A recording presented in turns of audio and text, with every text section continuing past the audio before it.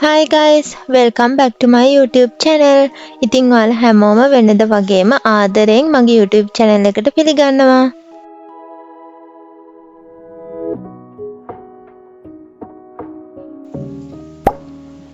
ඔන්න ළමයි ගොඩ දවසකට පස්සේ මම ගෙදර ඉඳන් ඔයාලට ස්ටඩි vlog එකක් ගේන්න තමයි යන්නේ. ඇත්තම කිව්වොත් සෙමෙස්ටර් එක පටන් ගත්ත ගමන්ම මගේ ට්‍රැක් අවුට් වෙලා තිබුණේ. ඉතින් මට ආපහු ට්‍රැක් එකට එන්න ඕනේ වුණා. ඒ නිසා ලොන් වීකෙන්ඩ් එකක් තිබ්බනේ. ඒ හින්දා මම ඒකට ගෙදර ආවා. මොකද ගෙදර තමයි මගේ කම්ෆර්ට් සෝන් එක. එතකොට මට ආපහු ට්‍රැක් එකට වැටෙන්න ලේසිම මගේ කම්ෆර්ට් සෝන් එකේදී. හැබැයි ඉතින් ගෙදර ආවත් මම දවස් දෙකක් විතර ඔහේ මුකුත්ම වැඩක් නොකර හිටපු එක තමයි කරේ. ඊට පස්සේ මට හිතුණා මම ස්ටඩි vlog එකක් කරා නම් හරි. මොකද ගෙදර ඉඳන් ගොඩ දවසකින් ස්ටඩි vlogs ගෙනාවෙත් නැහැ. අනික එතකොට ඔයාලත් එක්ක vlog එකක් කරද්දි ඔයාලත් එක්ක මේවා ෂෙයා කරගද්දි මට අනිවාර්යෙන් පාඩම් කරන්න වෙනවනේ. ඒ නිසා තමයි මම මේ vlog එක ගේන්න හිතුවේ. ඉතින් අද ඇවිල්ලා ඔක්තෝබර් 19 වෙනිදා මම ඉතින් සුපුරුදු විදිහටම උදේ නැගිට්ටා. මගේ දවසේම එනර්ජි එකේ තියෙන මගේ එනර්ජි ඩ්‍රින්ක් එක ගත්තා. ඊට පස්සේ චුට්ටක් භාවනා කරා, මගේ ජර්නල් එක ලිව්වා. ඒ කරලා තමයි මම වැඩ පටන් ගත්තේ. මම ළමයි පොඩි කාලේ ඉඳන්ම භාවනා කරන්න හුරු වුණ කෙනෙක්. හැබැයි ඒ ලෙවල් වලට වගේ එද්දි මට ඒක සම්පූර්ණයෙන්ම මගේ ඇරුණා. ඊට පස්සේ ඒ ලෙවල් වලට වැඩ කරද්දි ඒකට වෙලාවක් නැතුව ගියා. ඊට පස්සේ කැම්පස් ඇවිල්ලත් ඒකට වෙලාවක් නැතුව ගියා. එහෙමම ඒ පුරුද්ද මගේ ජීවිතේ මගේ ඇරිලා ගියා. හැබැයි ඊට පස්සේ මට හිතුණා අහපව් ඒකට මම හුරු වුණා නම් හොඳයි කියලා. ඊට පස්සේ මම දැන් පුළුවන් හැම දවසකටම වගේ අඩුම දවසට විනාඩි 5ක්වත් භාවනා කරනවා. මොකද ඒකෙන් පුදුම විදිහට අපේ මනස සැහැල්ලු වෙන නිසා.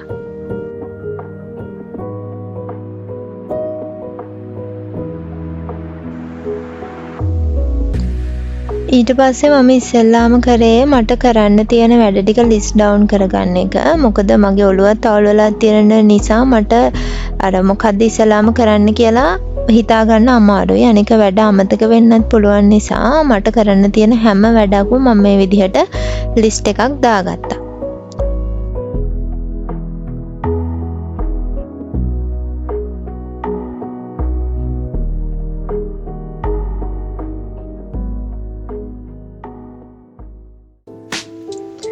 ඊට පස්සේ තමයි මම වැඩ කරන්න පටන් ගත්තේ. වැඩ කරන්න පටන් ගත්තකොට මේ වෙද්දි අපේ සෙමෙස්ටර් එකේ මුල් සති දෙක වගේ තමයි ගිහින් තිබ්බේ.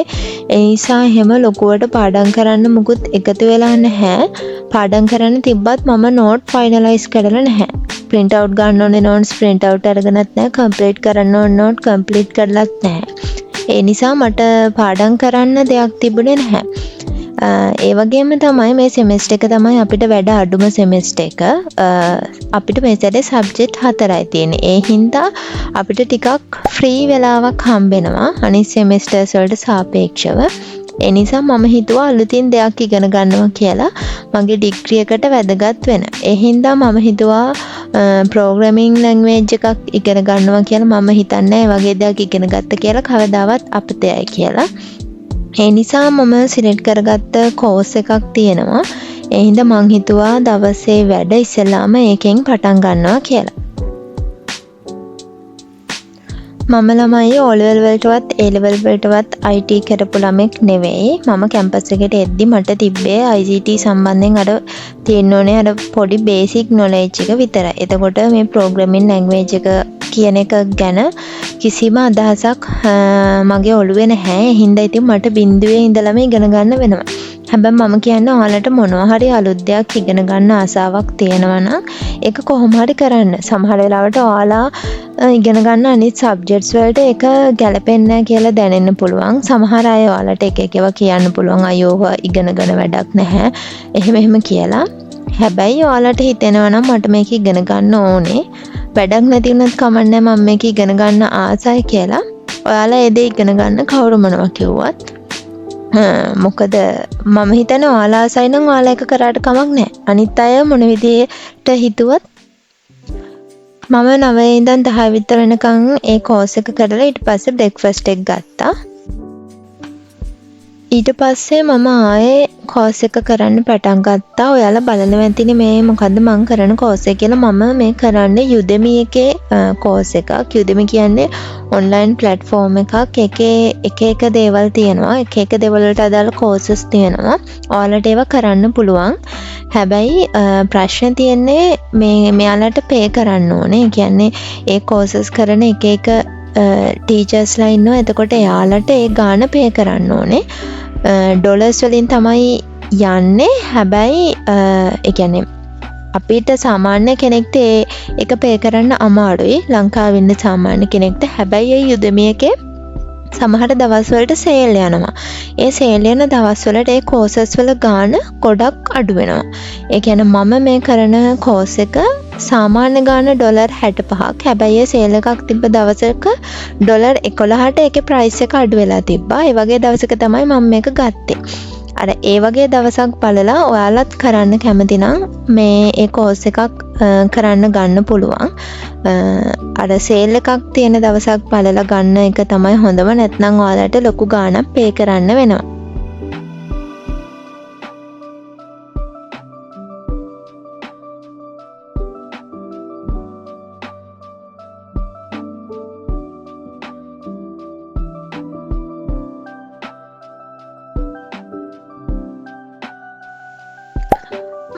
ඔන්න මම 11යි 10 විතර වෙනකම්ම අර කෝස් එකේ තිබ්බ එක ලෙසන්ස් කරා.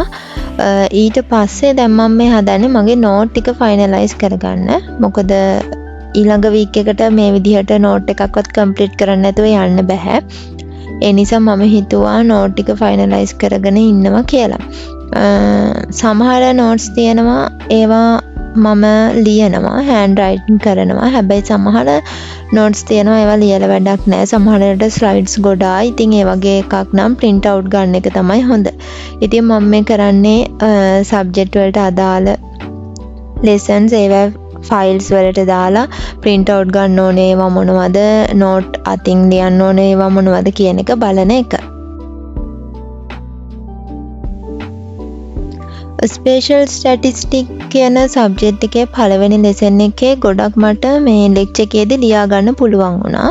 හැබැයි සමහර ඒවා ලියා ගන්න බැරි වුණා. ඉතින් මම හිතුවා ඒක අතින්ම ලියලා කම්ප්ලීට් කරගන්නවා කියලා print out ගන්න නැතුව.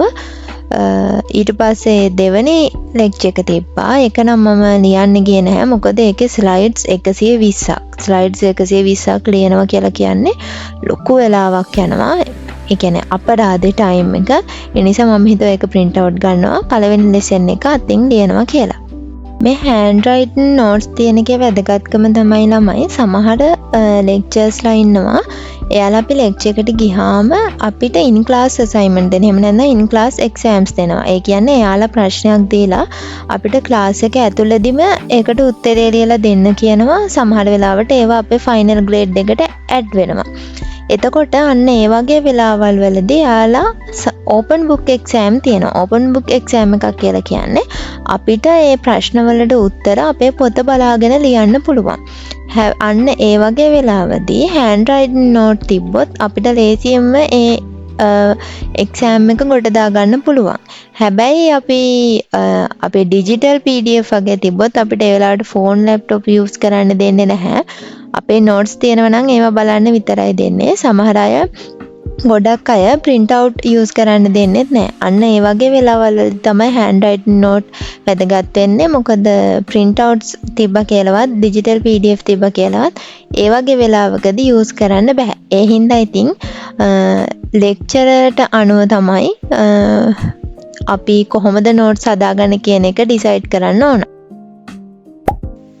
ඉතින් කොහොම හරි එකමාර විතර වෙනකම් මම notes complete කරලා ඊට පස්සේ wash එකකුත් දාලා කාලා චුටි නිින්දකුත් දාලා 5ට විතර තමයි ආපහු නැගිට්ටේ. ඉතින් අද අපේ අම්මා ගෙදර අම්මලා ගෙදර ඉන්නවා කියන්නේ ඉතින් අපිට සැලකිලිනේ යාලා ඉතින් කන්න බොන්න හදලා දෙනවා. මම ඒකත් අරගෙනම room එකට ආවා. ඊට පස්සේ ළමයි මට මේ පොඩි letter එකක් ලියන්න තිබ්බා. මේ ඕගනයිසේෂන් එකක වැඩකට මම ඒකත් ලියලා ඉවරයක් කරලා දැම්ම. නැත්නම් ඕක මට අමතක වෙලා යන නිසා.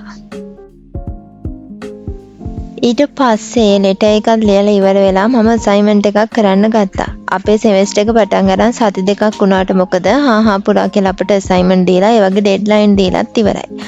මට පේන විදිහට මේ සැරේ අපිට ගොඩාක් අසයින්මන්ට්ස් තියෙනවා. මොකද අපේ ෆස්ට් ඉයර් එකේ සෙකන්ඩ් ඉයර් අපිට අසයින්මන්ට්ස් ගොඩක් තිබ්බේ නැහැ. ක්විසස්, එක්සෑම්ස් ඔය වගේ දේවල් තමයි තිබුණේ. හැබැයි මේ සෙමෙස්ටර් එකේ අපිට ගොඩක්ම තියෙන අසයින්මන්ට්ස්. ඒ කියන්නේ රයිටින් අසයින්මන්ට්ස් තමයි තියෙන්නේ.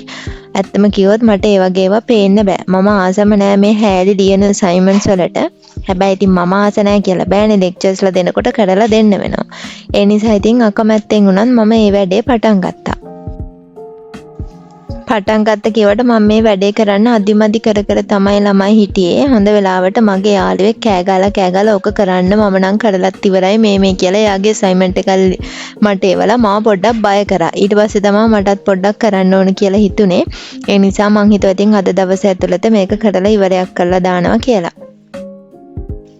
ඔන්න ඉතින් ඒ යාළුවටත් පින් දෙන ගමන් මම වැඩේ පටන් ගත්තා. වැඩේ පටන් ගත්තට පස්සේ තමයි තේරුනේ මේක කරන එක ලේසි නැහැ කියලා.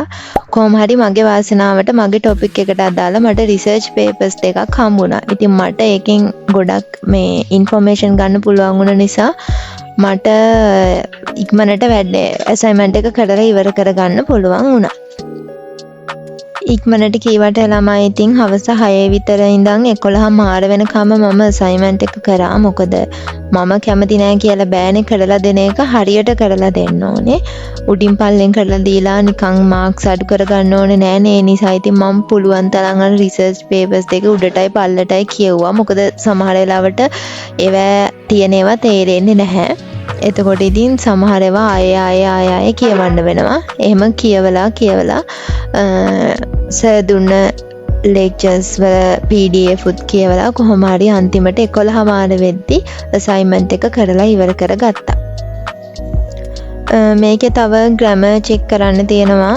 ඊට පස්සේ ප්ලේජරිසම් බලන්න තියෙනවා. ඔය වගේ දේවල් තියෙනවා. ඒ ටික මම පස්සට කරන්න තියලා මගේ ස්ටඩීස් වැඩ ටික ඉවර කරා. මොකද මට පොතක් කියවන්න තියෙනවා. ඒක කියවලා ඉවර කරන්න ඕනේ. ඒක කියවලා නිදා ගන්නත් ඕනේ. නැත්නම් පහුවෙදා උදේට වෙරිකාරය වගේ ඉන්න වෙන්නේ. ඒ නිසා ඉතින් මම 11 මාට වැඩ ඉවර කරා. ඉතින් ළමයි මෙතනින් අද දවසේ vlog එක මම ඉවර කරනවා. මම හිතනවා ඔයාලා vlog එක enjoy කරා කියලා. අමතක නොකර like එකක් දාන්න, comment එකක් දාන්න, subscribe කරලා නැත්නම් subscribe කරන්න.